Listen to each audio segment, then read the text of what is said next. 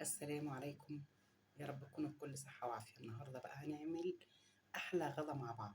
انتوا زي ما شايفين كده معايا فراخ. هنبتدي نشتغل فيها، وأنا شغالة فيها كده معاكم هقول لكم أنا عملت فيها إيه.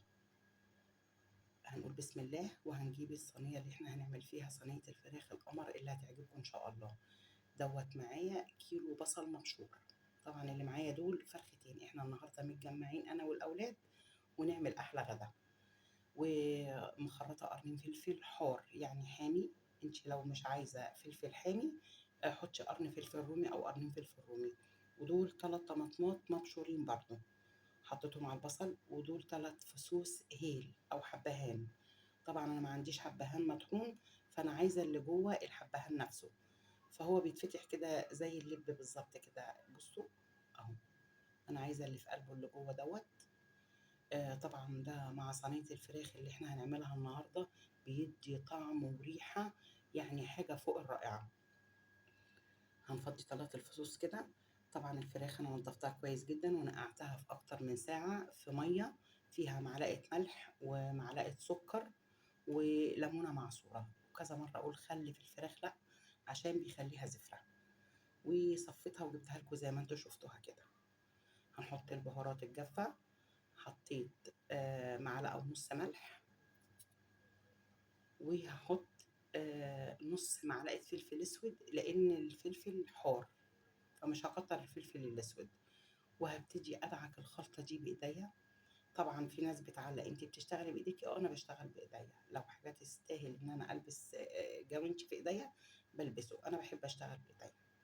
أنتم ليكم الوصفة ما لكوش أنا شغّالة في إيه، معلش يعني عشان أنا بالاقي إيه، أنتِ شغّالة بإيديكِ، أي سِت بيت في بيتها بتشتغل بإيديها.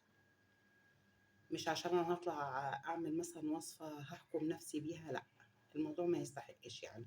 وبعدين في الأول وفي الآخر أنا بادّيكم وصفة، أنا اللي هاكل. ابتديت جبت الورك كده وفتحت الجلد بتاعه، وهابتدي أحط من الخلطة القمر اللي أنا عاملاها دي جوّه الوراك. زي ما أنتم شايفين كده حاطة في الصدور، أنغّص كده جواها وفي اللحم نفسه. نفس اللي أنا عملته في الأول هاعمله في كل الكمية. شايفين حاطة في صدور الفراخ الريحة بتاعة الخلطة حقيقي تحفة. أنا يمكن عملتها كتير على القناة الفراخ بالطريقة دي، بس النهاردة حبيت أوريكم الوجبة كلها اللي أنا عاملاها عبارة عن إيه. الكبد والقوانص أهو. وهابتدي أقلب كل ده كده في قلب بعضه زي ما انتم شايفين، وهارجع أضبطه.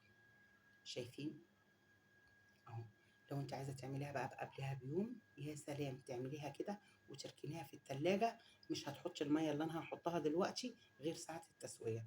يعني ممكن قبليها بيوم تعمليها كده وتغطّيها وتحطيها في التلاجة، ووقت ما تحبي تشتغلي اشتغلي فيها، وهتحطي لها مقدار المَيّة اللي أنا هاحطه. هاقول بسم الله. حطيت كوباية المَيّة دي.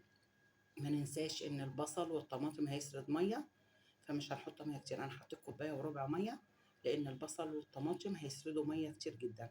وحطيت مقدار من الزيت كده. هي الفراخ فيها دهون فمش هنحط سمنة.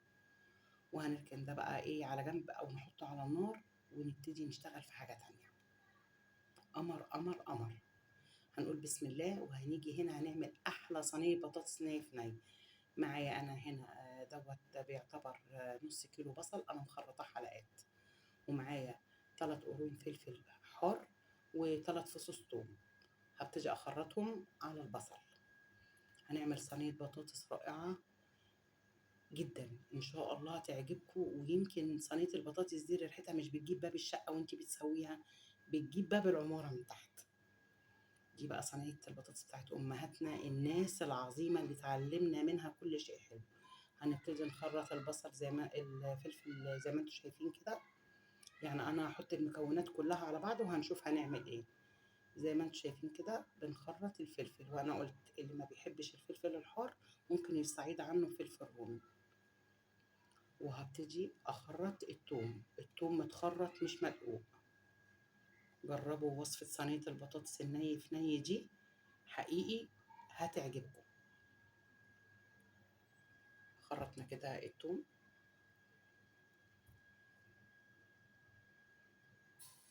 هابتدي أحط الملح.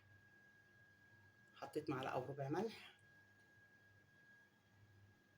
وهحط معلقة هرمية كزبرة ناشفة. جربوا، صدقوني جربوا. وربع معلقة فلفل اسود، لان انا هنا حاطة فلفل حار. وههمك كل ده بايدي كده، اهمك يعني ادعك البصلة كده لحد ما توصل اللي انتوا شايفينه اهو. خلاص كده. طبعا الكل بيعمل صينيه البطاطس بيضرب الطماطم في الخلاط، لا، انا عايزاكم بقى تجربوا فكره صينيه البطاطس دي. ده كيلو وربع، كيلو ونص قولوا، طماطم مبشوره. هتقولي ده اهدار، لا، انا بشيل القشر بتاع الطماطم بعد ما بشوره، بحطه في كيس بستخدمه في، اضربه مع الطماطم في خلطه محشي، في تسبيكه مكرونه. يعني مش بنرمي حاجه، احنا شايفين الدنيا غاليه والغلا فاحش. شايفين؟ بسم الله ما شاء الله. انا نفسي تجربوا صينيه البطاطس بالطماطم المبشوره مش المضروبه في الخلاط. قسما بالله الطعم بيختلف نهائي.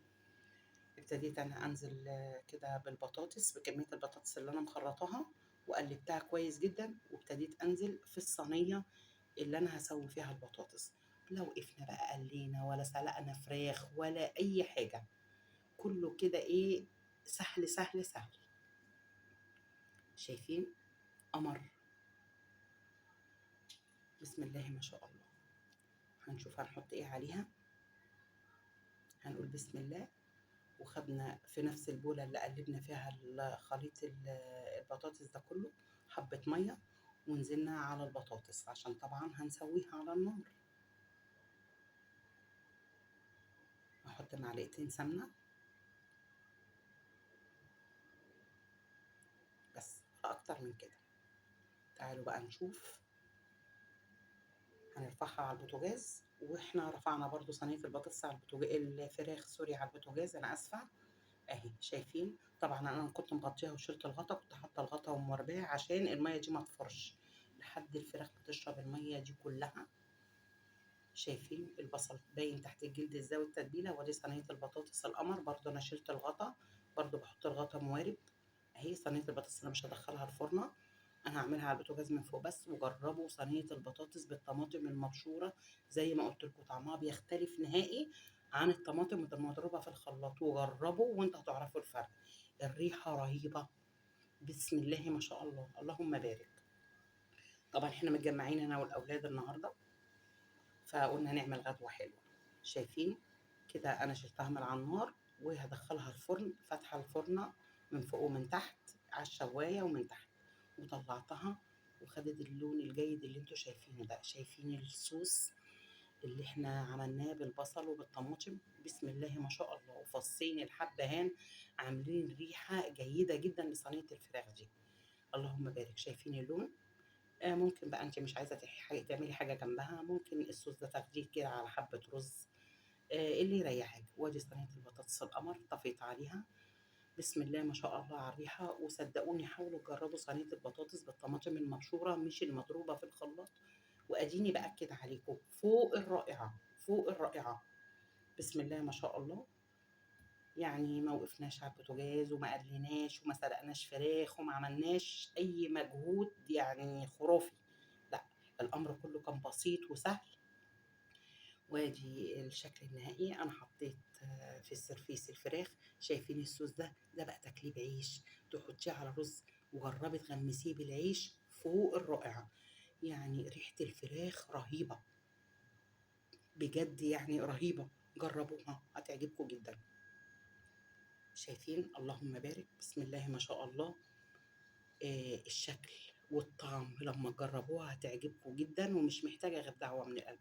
وصينية البطاطس اللي ما يختلفش عليها اتنين، اللي أنا عملتها بالطماطم المبشورة مش المضروبة في الخلاط. صينية بطاطس ني في ني بتاعت أمهاتنا. وطبعا عملت رز بشعرية. وبسم الله ما شاء الله. بتمنى ان الوصفة تعجبكم، بتمنى تجربوا الصينيتين القمر اللي انا عملتهم دول النهارده. صينية الفراخ بالتتبيلة دي، وصينية البطاطس الني في ني بالطماطم المبشورة. وديني بأكد بالطماطم المبشورة. ان شاء الله تجربوها وتعجبكم، وعايزة دعوة حلوة من القلب.